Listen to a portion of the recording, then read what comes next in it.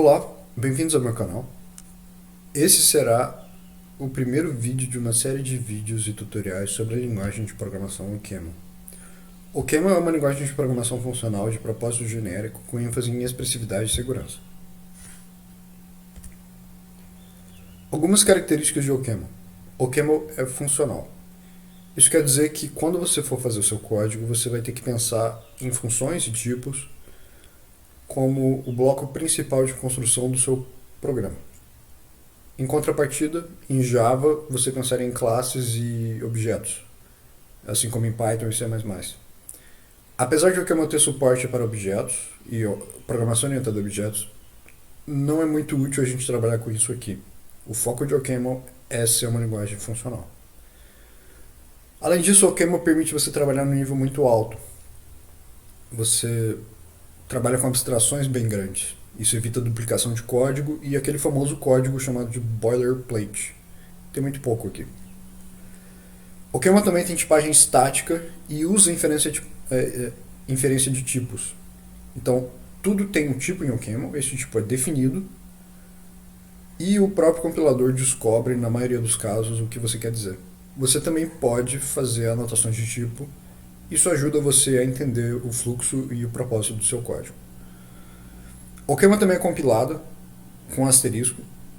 É possível compilar o OCaml para código nativo em assembly, que vai ser executado numa arquitetura-alvo. Assim como também é possível compilar o OCaml para bytecode para ser interpretado por um interpretador. E também, é claro, é possível simplesmente colocar o código OCaml no interpretador OCaml. Por isso o asterisco. A barreira entre compilada e interpretada fica um pouco borrada no nosso caso. O OCaml também é considerada pura e imutável, novamente com asterisco. Assim como o Haskell, aqui nós vamos trabalhar na maioria dos casos com estruturas que não são efêmeras, elas são persistentes, elas são imutáveis. Desde o primeiro momento que você define uma lista com algum valor, alguns valores, não é possível mais modificar essa lista. Você pode usar ela para criar outra, ou deletar essa, ou criar uma lista com o mesmo nome nova. Mas você nunca vai modificar o valor. O asterisco está aí porque, diferentemente de Haskell e outras línguas puras e funcionais, em OCaml é muito fácil trabalhar com valores mutáveis e você vai fazer isso durante o curso dessa série de vídeos, desses tutoriais. Alguns algoritmos e alguns problemas são mais fáceis de resolver de um jeito não funcional, do jeito imperativo. E nós vamos fazer isso aqui, porque o OCaml nos dá essas ferramentas. Em Haskell, para fazer essas coisas, ou em outras línguas, você precisa aprender conceitos bem estranhos, coisas como lentes, reflexões, mônadas, transformadores de mônadas, que não necessariamente te ajudam a fazer o código. Eles, em alguns casos, são simplesmente um jeito de dar uma volta no fato da linguagem ser estritamente pura. É claro que esses conceitos também ajudam para outras coisas, né? Eles não servem só para isso. Outra coisa a respeito de OCaml é que ela é uma linguagem com coletor de lixo. Ela tem um GC, um Garbage Collector. Então aqui nós não vamos nos preocupar em referência e dereferência de coisas. É a mesma coisa em Python e JavaScript. Você não vai precisar ficar lembrando se você fez um malloc de coisas ou dealocou coisas. Não. O GC vai tomar conta disso tudo. E o GC de OCaml é bom. 99% dos casos, nas coisas pão com manteiga de código, nós não vamos nem precisar lembrar que ele existe. OCaml também é uma linguagem rápida. Os executáveis em OCaml são bem rápidos. Às vezes, dependendo do que você está fazendo e se o seu código está correto, a velocidade fica próxima de C e C++. Velocidade também, eficiência de espaço, pode ficar bem próximo. Isso tem a ver com a praticidade de OCaml. Ela foi feita para fazer as coisas rápido, não ficar se preocupando com mais nada. Aqui nós temos algumas linguagens similares ao OCaml. Na esquerda nós temos esse losango azul, que é F#, que é uma linguagem funcional, tipagem forte, tipagem estática, feita para a Microsoft, mas eu acho que agora já é open source, não é mais da Microsoft. Menos à esquerda temos Haskell, esse lambda em roxo, que é a linguagem mais conhecida, funcional, né, junto com Lisp. À direita temos Standard ML, que é da linhagem de linguagens Meta Language, da ML, que influenciou o Camel, influenciou Haskell, influenciou F Sharp. Inclusive, apesar do ML de OCaml não ser Meta Language, você pode considerar que espiritualmente ele quer dizer Meta Language. É quase que é. E embaixo temos Scala, que é uma linguagem funcional, mas para uso corporativo, né? Você realmente tem base de código feita em Scala. Ela é usada por muitas empresas, principalmente pelo fato dela ter uma interop com Java. Ela roda na JVM, na Java Virtual Machine. E por que você quer aprender o Camel, né? Existem algumas empresas bem importantes que usam o Camel. Eu não vou falar de todas que estão aqui, só de algumas. A mais importante chama Jane Street.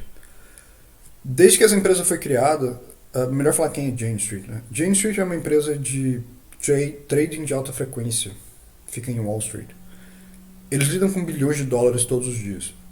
Eles têm uma base de código em OCaml, Python e C++, mas desde que Jane Street foi criada, eles escolheram, por alguma razão, de todas as línguas, usar o OCaml para fazer o código deles. E tem funcionado, porque os salários lá, até de estagiários, são bem altos e a empresa lucra bastante. À direita tem um programa chamado Coq, esse galo marrom. Ele é um auxiliar de provas e, na verdade, ele é a origem de OCaml. O OCaml foi feito meio como uma coisa para fazer o Coq.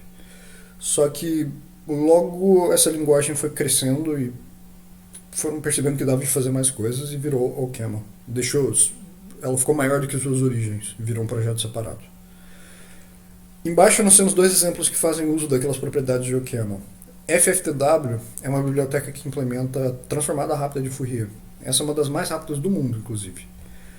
E apesar de eu e você, quando formos usarmos a FFTW, usarmos um arquivo de C, o código da FFTW ele não foi escrito por humanos. O código da FFTW foi feito em OCaml, compilado para gerar código em C. É um gerador de código escrito em OCaml. E somente uma linguagem como OCaml, que permite você trabalhar com uma abstração tão grande, permite você gerar código dessa maneira.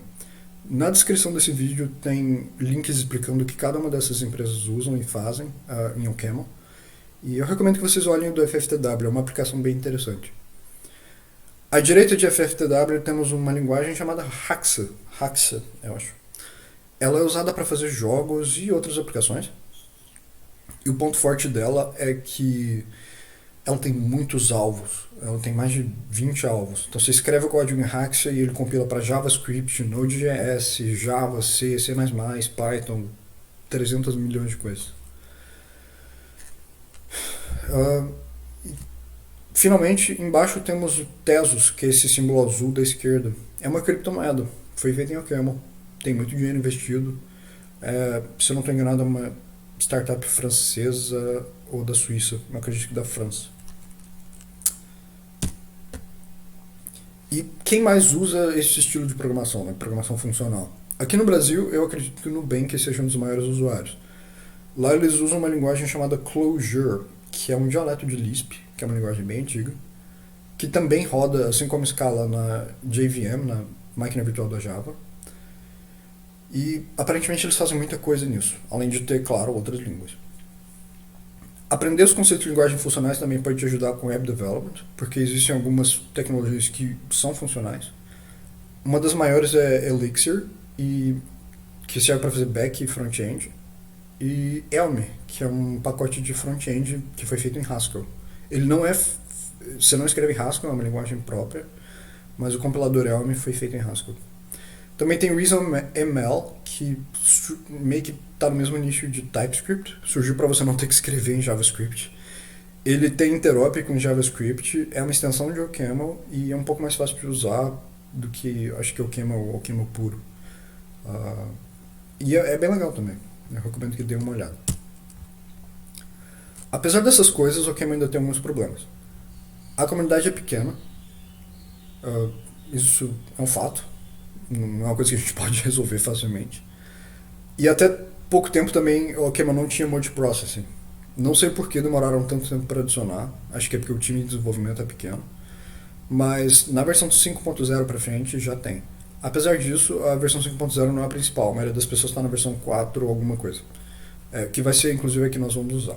Nessa série de tutoriais, não vou falar nada de multiprocessing ou camel, não me interessa falar a respeito disso ainda.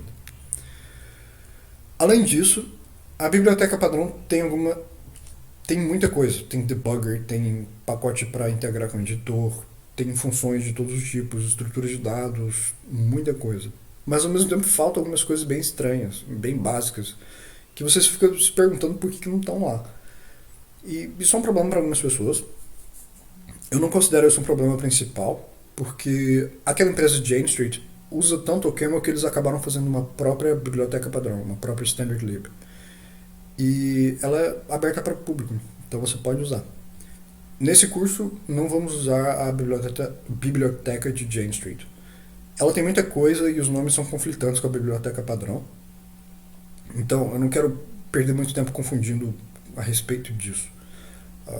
Mas, no futuro, se você for fazer código no Camel, provavelmente você vai sentir que é mais fácil fazer usando Jane Street. Nós não vamos ter muito problema usando a básica. Não falta muita coisa lá. São algumas coisinhas mesmo. Também tem pouco material educativo em português. Não tem material educativo em português oficial, até onde eu saiba, e não achei muita coisa na internet. Além disso, também tem pouco suporte para Windows. Algumas das ferramentas não funcionam para Windows. A linguagem funciona em Windows, mas ainda está work in progress, eles chamam, né? Não está completa como o de Linux. Eu recomendo que para esses tutoriais vocês usem Linux. Eu vou tentar ensinar como instalar em Windows e Linux, não sei se eu vou ter tempo para isso. Eu também vou tentar disponibilizar uma máquina virtual para vocês baixarem, para quem usar o Windows e não quiser instalar, poder baixar minha máquina virtual pronta e rodar o Camel sem precisar perder tempo instalando. E menção é que grande parte desses problemas está relacionado com a comunidade, né, que é pequena, então os interesses ficam muito divididos e não tem muita gente para trabalhar nas várias coisas. Os próximos passos depois desse vídeo. Eu vou ensinar vocês como instalar o Camel. Meu foco vai ser em Linux, então desculpa aí galera do Windows. E como integrar isso no editor. Eu pessoalmente uso Vim porque eu sou masoquista, mas você pode usar em Macs ou VS Code. Tem suporte para VS Code, funciona muito bem, então vocês não vão ter problema se usarem VS Code.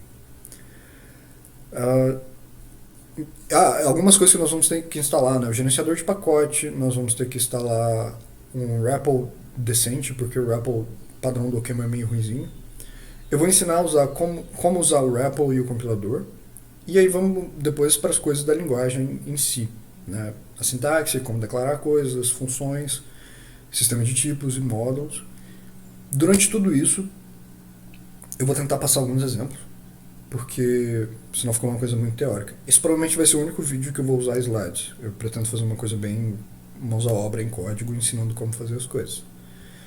E a observação que eu faço é que essa série vai ser feita para pessoas que já têm algum contato com programação.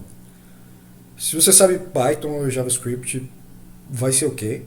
Você vai achar algumas coisas muito esquisitas. Então, meu conselho é não desista. Empurre e vá à frente, porque elas são esquisitas, mas tem uma razão para elas serem tão diferentes de Python ou JavaScript ou C. E tem benefícios por trás também.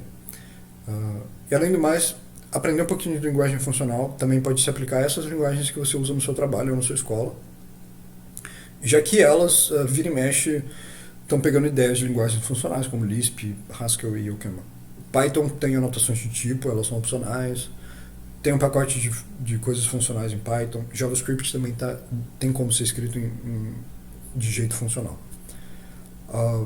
Eu acredito que para esse vídeo introdutório era tudo. E obrigado e até mais.